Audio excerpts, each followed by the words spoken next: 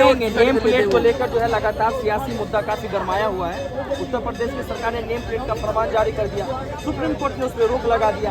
अब राजनीतिक मुद्दा लगातार गरमा रहा है, कैसे देखते इस चीज को? सबसे पहला बात तो आज देश के हिंदुओं को समझना चाहिए, देश के 100 करोड़ लोगों को समझना चाहिए कि आज अगर आपके धर्म आस्था के साथ कोई खिलवाड़ कर रहा है तो उसका आर्थिक बहिष्कार बिल्कुल जरूरी है। उसके बाद सुप्रीम कोर्ट का बात कहते हैं तो सुप्रीम कोर्ट हमेशा से देश के मेजोरिटी को दबाने का काम करती है। आपको याद दिलवा देते हैं, राम मंदिर का फैसला इतने दिन तक लटका करके सुप्रीम कोर्ट रखा, ज्ञान व्यापी पे फैसला लटका करके सुप्रीम कोर्ट रखता है, यूसीसी पे सुप्रीम कोर्ट बोलता है रोक के रखता है, ट्रिपल तलाक पे सुप्रीम कोर्ट कितने बार दाखिलनामा कर चुका है, हिजाब पे आता है, सुप्रीम कोर्ट हर जगह से मेजोरिटी को दबाने का कोशिश करता है। लेकिन आज देश के हिंदुओं से 100 करोड़ हिंदुओं से अपील करते हैं कि अगर सुप्रीम कोर्ट कह रहा है कि नाम लिखाना जरूरी नहीं है तो उनको मत लिखाने दो।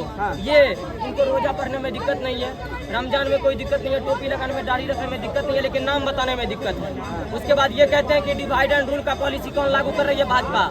डिवाइड एंड रूल का पॉलिसी लागू करके कौन पाकिस्तान और बांग्लादेश बनाया? वो चीज नहीं बोलेंगे। ठीक है, हिंदू मुस्लिम भारत में हो रहा है, बताइए बांग्लादेश में कौन है? 10 दिन से बांग्लादेश में शूट एंड साइट का ऑर्डर है। बताइए कौन से हिंदू वहाँ पे हिंसा कर रहे हैं? और आज कहाँ मर गया है ओवैसी? आज कहाँ मर गया मुसलमान धर्म के जो ठेकेदार होते हैं, जो कहते हैं कि नहीं ये फतवा जारी कर देंगे? तो बोलो, करो शेख हसीना पे फतवा जारी। तुम्हारे में दम नहीं है क्या? जो फिलिस्तीन में कल तक रोते थे, इतने दूर वाले में, एशियाई देश है बांग्लादेश, रो लो उस पर भी एक बार। नहीं रोएंगे। ये शांति दूत हर देश में पीछे जा रहे हैं। पत्रकार महोदय आपको बता देते हैं, टॉप 10 क्राइम लिस्ट में देखिएगा, 10 का 10 देश मिलेगा आपको इन लोगों पे। ये लोग तभी नहीं बोलते हैं जब इनका चाइना को लात मारता है तो नहीं बोलते हैं। इनके इसी के कारण इसको सब देशों से बहिष्कार हो रहा है इनका। और भारत में आर्थिक बहिष्कार बिल्कुल जरूरी है भाई। अगर तुम थूक जिहाद करोगे, लव जिहाद करोगे तो हम सारा जिहाद बर्दाश्त नहीं कर सकते। एक आध था चल सकता था। और ये कहते हैं कि जब है तो उसको पकड़ो, उसको सजा दो।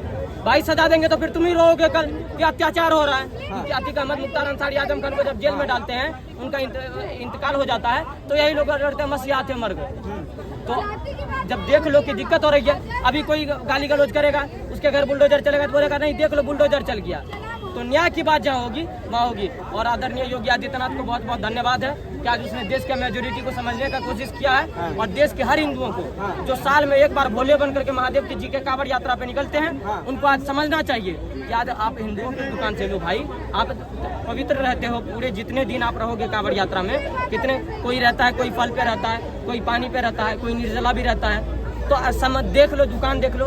इसके बाद अखिलेश यादव तो कह रहे हैं कि ये फरमान अगर जारी ही करनी थी तो 2 महीना पहले कर लेते।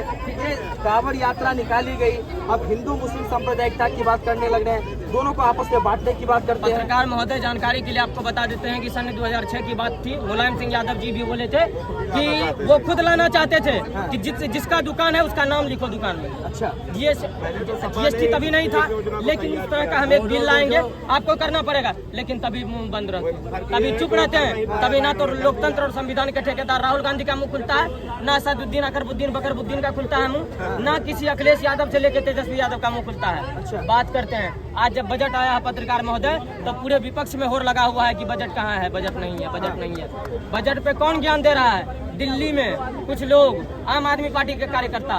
तो देखो, हमने जिसको वित्त मंत्री चुना है, हमारा वित्त मंत्री काम कर रहा है। अब बजट पे वो लोग ज्ञान न दे जिनका वित्त मंत्री जेल में है।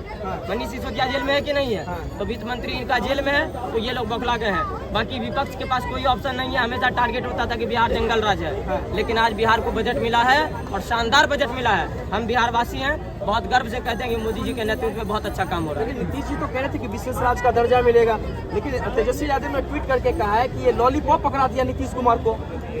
तेजस्वी यादव को तो लॉलीपॉप का डंटियों नहीं मिलता है, तो वो तो बोलबे करेगा कि तेजस्वी नीतीश कुमार को लॉलीपॉप पकड़ा दिया गया है। तेजस्वी देखिए, विशेष राज्य का दर्जा, पूर्ण राज्य का दर्जा का क्राइटेरिया होता है। ठीक है, अगर वो अब 9वीं 8वीं फेल, जो 10वीं 9वीं में 9 बार फेल होता है, उसको कैसे समझ में आएगा कि क्या होता है विशेष राज्य क्या होता है? आपको बता देते हैं, विशेष राज्य का दर्जा का जब बात होता है पत्रकार महोदय, तो लगभग लालू जी के राज में मुजफ्फरपुर में एक गाँव था, उनको स्मार्ट विलेज का नाम दे दिया गया था। अच्छा। और जब 2005 में एनडीए की सरकार बनी थी, तब उस गाँव में सड़क, पानी, बिजली आया था।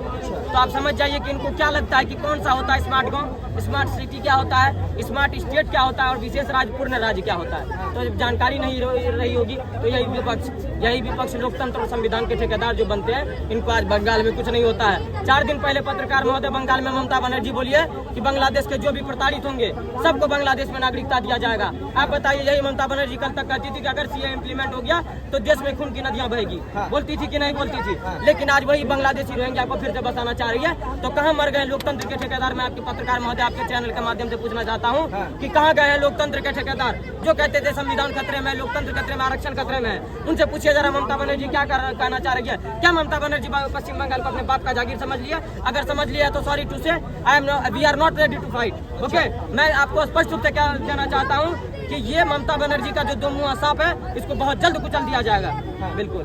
लेकिन मेरा सवाल वही रहेगा कि सुप्रीम कोर्ट ने जो जिस तरीके से स्टे लगा दिया है, अब क्या स्टेटमेंट रहेगा योगी सरकार का? पत्रकार क्या ये नेम प्लेट वाला जो मामला है वो जारी रहेगा या इसको बंद कर दिया जाएगा? हिंदुओं की तरफ से हमेशा जारी रहेगा। देखिए पत्रकार महोदय, हम तो उच्च न्यायालय को मानने वाले लोग हैं, तो उच्च न्यायालय तो बोला है कि नहीं ये मैंडेटरी नहीं है, लेकिन हम देश की जनता से अपील करना चाहते हैं पत्रकार महोदय कि अगर आप श्रद्धा से, भक्ति से जाते हैं वहाँ पे, तो आप देख करके दुकान करो। आर्थिक बहिष्कार जरूरी है।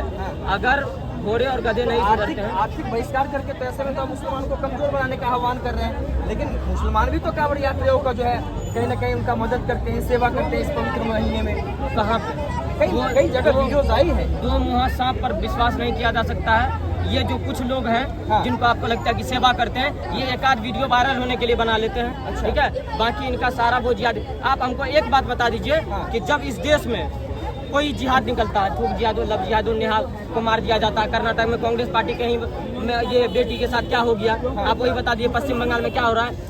एक भी मौलाना, एक भी अकबरुद्दीन जो भी है, कभी टिप्पणी करते देखे? नहीं करेगा। अच्छा, नहीं करेगा। क्यों? क्योंकि इसको एक पर्टिकुलर राजनीति करना है इनको देश में। ठीक है, तो ये हिंदू मुस्लिम का दंगा जो है, ये विपक्ष वालों का मुद्दा है। ये मुद्दा खत्म, उनका सीट जो भी 232-34 आया, ये भी खत्म हो जाएगा।